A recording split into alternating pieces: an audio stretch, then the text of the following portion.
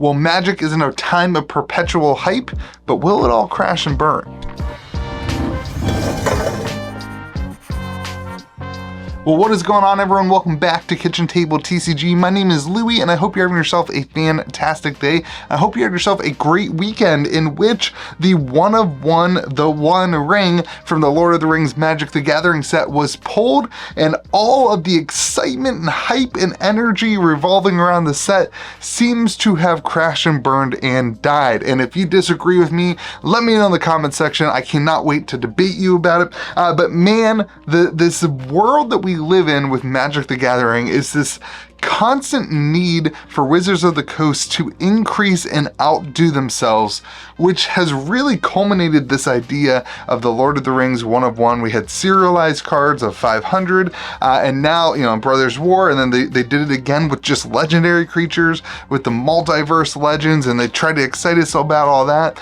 And now we had the different 300 and 700 and 900 and the One of One. It's like every set they aim to outdo themselves and up the level and push it just a little bit further. And it begs this question. It makes you really think, at what point will they just not be able to do it and everything will fall down upon itself? And the perspective I come from as a game store owner is that I am putting lots and lots of money and lots of my business ideas and whatever into the next set. I am already, as everyone's focused on Lord of the Rings, I'm already thinking Commander Masters. I'm already thinking what's going to happen, how much money should I spend? I have to put my pre-orders in and all that stuff.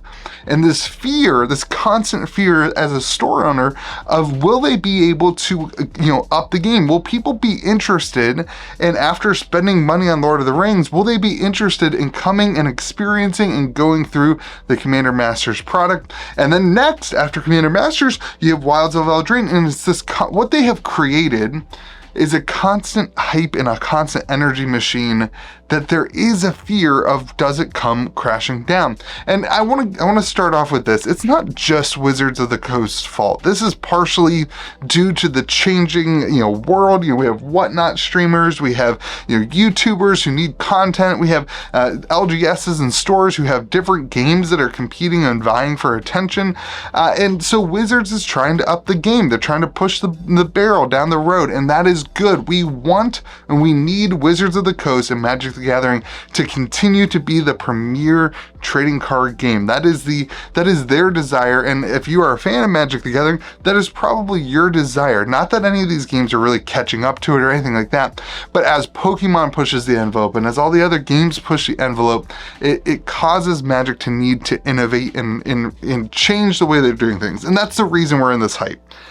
So in my experience and what I felt like with this Lord of the Rings thing is that there was so much excitement on release weekend and pre-release weekend. There was so much excitement for the set, and people were coming in. It wasn't even about the financial value as much as it was just about people coming in and being so interested in the set. Pokemon fans and people who had never been into the store coming in and they had heard about this One of One ring and they wanted a chance to pull it. They wanted to be people who were not part of Magic the Gathering wanted to be part of Magic the Gathering. And it was a great feeling as somebody who owns a store. It was just really cool to see communities being formed around this set. And then on Friday, just like that, boom, the ring was pulled. And there was a lot of excitement about the ring being pulled, but then there was just a lot of nothing. And the rest of the night, nobody came in to pull a card to try to get the ring, and nobody came in and was excited about it. And it left me with this feeling of like, oh no, that the excitement and the hype is done. And I will say, the initial shock of the collector boxes on TCG Player, it dipped all the way down to 350. And man, I thought it was going to stay down there. It's actually back up to like 410, 409, whatever. But for me, it's not as much about the prices.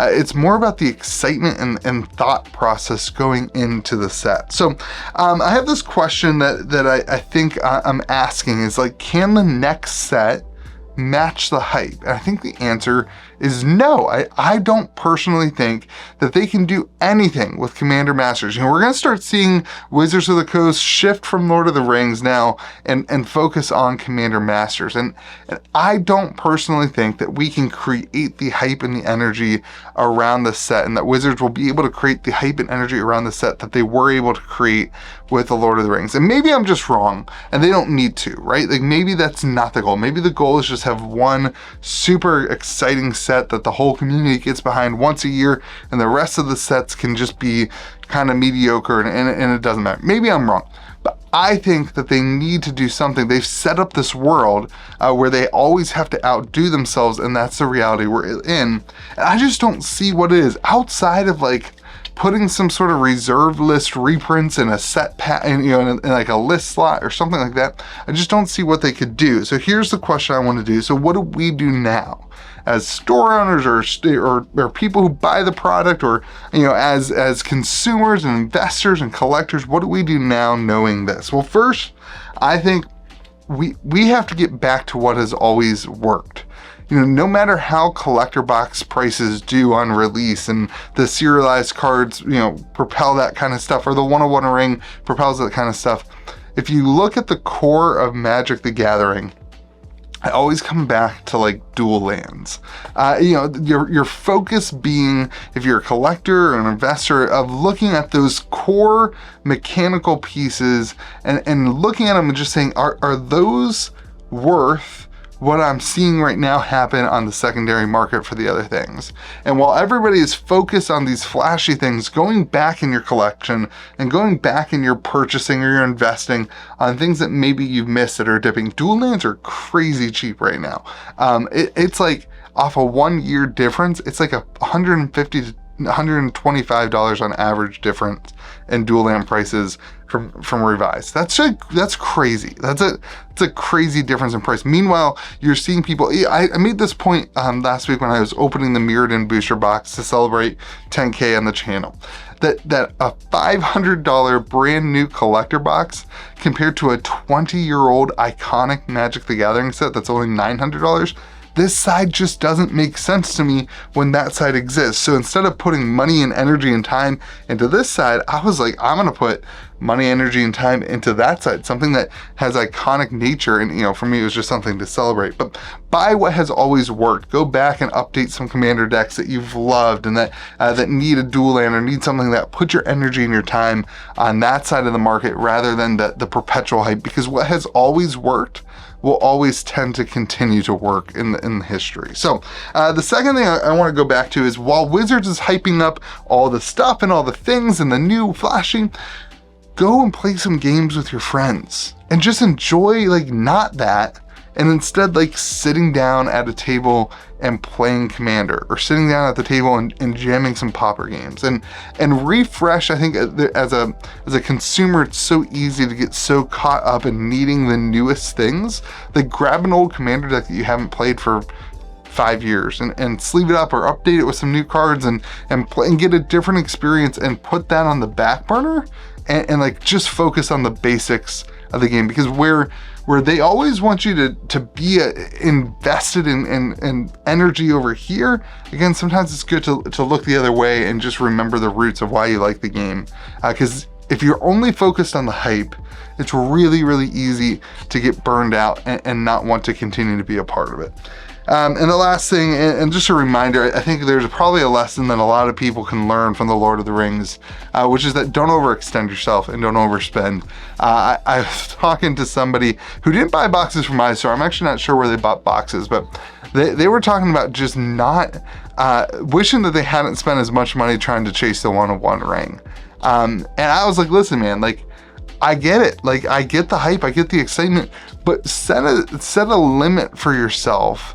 Where it's this is it and I'm not going any further, and set a limit for yourself, because I think that's really important. And in this world of whatnot streams and spending money that that you're not even opening the product, in this world of chasing things it's a lottery ticket in a lot of ways, it's really important to set financial and and even attention limits on yourself, so you don't overextend, and this doesn't become a problem rather than a hobby. And so I don't know, that's different for everyone, right? Like that's a different experience for every individual who's watching. So I can't tell you exactly what that needs to be for you, but it's certainly a thing to evaluate, because the way that Magic the Gathering is now is this perpetual thing to try to get you excited.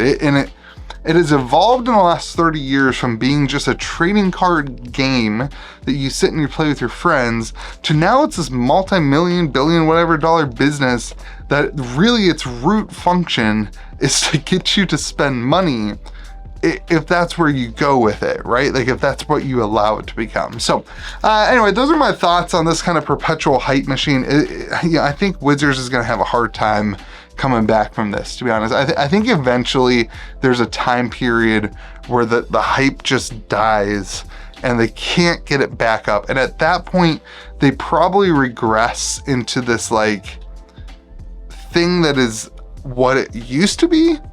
And that's gonna happen eventually, and it's gonna be good for the game.